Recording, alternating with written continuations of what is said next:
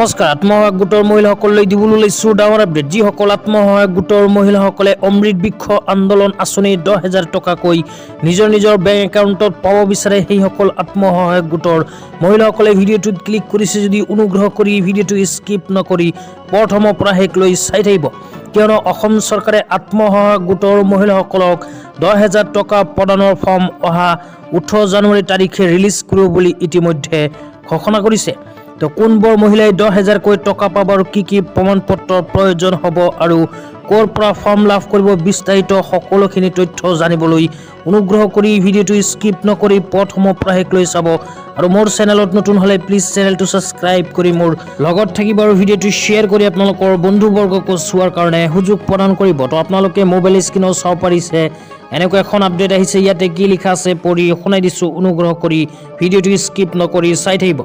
ইয়াতে লিখা আছে আত্মসহায়ক গোটৰ মহিলাসকলৰ 10,000 টকাৰ আঁচনি। অসমৰ মাননীয় মুখ্যমন্ত্ৰী হিমন্ত বিশ্ব শৰ্মা ডাঙৰীয়াই ঘোষণা কৰা অনুযায়ী যিসকল মহিলাই আত্মসহায়ক গোটৰ লগত জড়িত হৈ আছে, সেইসকল আত্মসহায়ক গোটৰ মহিলাসকলক আৰ্থিক দিশত সবল হ'বলৈ প্ৰতিজন মহিলাৰ বেংক একাউণ্ট যোগে প্ৰদান কৰিব 10,000কৈ টকা। প্ৰথম বছৰ মহিলাসকলে 10,000কৈ টকা পোৱাৰ পিছত যদি টকাখিনি সৎব্যৱহাৰ কৰে তেন্তে আকৌ দ্বিতীয় বছৰত সেইসকল মহিলাক 25,000কৈ টকা প্ৰদান কৰিব। তো আত্মসহায়ক গোটৰ মহিলাসকলক প্ৰথম বছৰ কিন্তু অসম চৰকাৰে 10,000কৈ টকা প্ৰদান কৰিব আৰু সেই 10,000 টকাখিনি পোৱাৰ পিছত যদি আপোনালোকে টকাখিনিৰ সৎব্যৱহাৰ কৰে তেন্তে আকৌ চৰকাৰে আপোনালোকক নেক্সট বছৰ 25,000কৈ টকা প্ৰদান কৰিব। 25,000 টকাৰ ভিতৰত 12,500 টকা চৰকাৰে আপোনালোকক ফ্ৰীতে প্ৰদান কৰিব আৰু 12,500 টকা আপোনালোকে বেংকত ঘূৰাই দিব লাগিব। তাৰপিছত আৰু কি লিখা আছে পঢ়ি শুনাই দিছোঁ। তাৰপিছত লিখা আছে 10,000 টকা পোৱাৰ ফৰ্ম কেতিয়া প্ৰকাশ হ'ব। অসমৰ মাননীয় মুখ্যমন্ত্ৰী ডাঙৰীয়াই ঘোষণা কৰা অনুযায়ী চলিত জানুৱাৰী মাহৰ 18 তাৰিখত আত্মসহায়ক গোটৰ মহিলাসকলক 10,000কৈ টকা প্ৰদানৰ ফৰ্ম প্ৰকাশ কৰিব।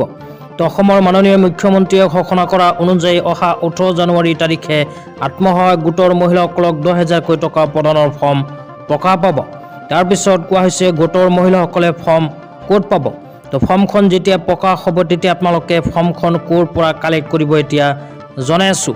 এই বিষয়ত কোৱা হৈছে আত্মসহায়ক গোটৰ মহিলাসকলে 10,000কৈ টকা পোৱাৰ ফৰ্ম নিজৰ পঞ্চায়তৰ পৰা 18 জানুৱাৰী তাৰিখৰ পৰা 23 জানুৱাৰী তাৰিখৰ ভিতৰত নিৰ্দিষ্ট সময়ত ল'ব লাগিব।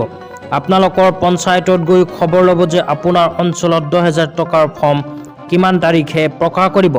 তো অসম চৰকাৰে যিহেতু 18 জানুৱাৰী তাৰিখে আত্মসহায়ক গোটৰ মহিলাসকলৰ 10,000 টকাৰ ফৰ্ম প্ৰকাশ কৰিব, তেতিয়া আপোনালোকে আপোনালোকৰ পঞ্চায়তত গৈ খবৰ ল'ব লাগিব যে আপোনালোকৰ পঞ্চায়তত কিমান তাৰিখে 10,000কৈ টকা প্ৰদানৰ ফৰ্ম প্ৰদান কৰিব আৰু নিৰ্দিষ্ট সেই সময়তেই কিন্তু 10,000 টকাৰ ফৰ্মটো আপোনালোকে ল'ব লাগিব, অন্যথা টাইম পাৰ হৈ গ'লে কিন্তু আপোনালোকে 10,000 টকাৰ ফৰ্মটো নাপাব।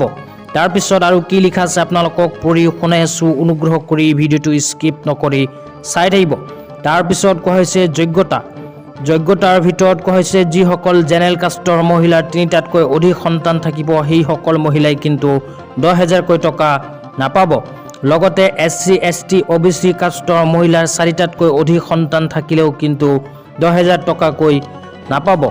লগতে আৰু অসম চৰকাৰে উল্লেখ কৰিছে যে অমৃত বৃক্ষ আন্দোলন আঁচনিৰ সময়ত যিবোৰ গছপুলি ৰোপণ কৰিছিল সেই গছপুলিবোৰ জীয়াই থাকিব লাগিব, মৰিলে কিন্তু আপোনালোকে অমৃত বৃক্ষ আন্দোলন আঁচনি 10,000 টকাকৈ নাপাব।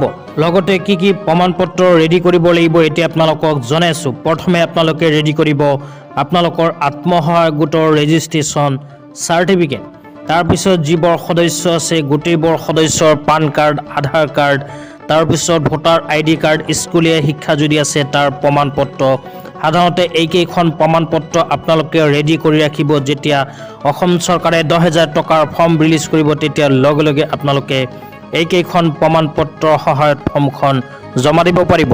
তো আজি ইমানেই। ভিডিঅ'টো চাই কেনে পালে নিশ্চয় কমেণ্ট বক্সত কমেণ্ট কৰি জনাই দিব। লগতে মোৰ চেনেলত নতুন হ'লে চেনেলটো ছাবস্ক্ৰাইব